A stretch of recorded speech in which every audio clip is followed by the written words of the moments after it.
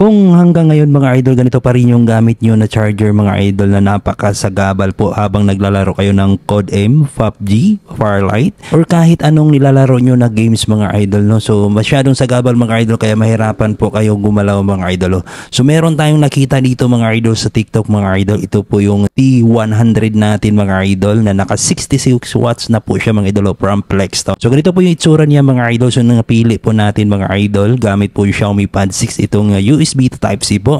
So may indicator na po siya mga idol kapag nakasaksak siya mga idol, mayroon siyang green na light mga idol.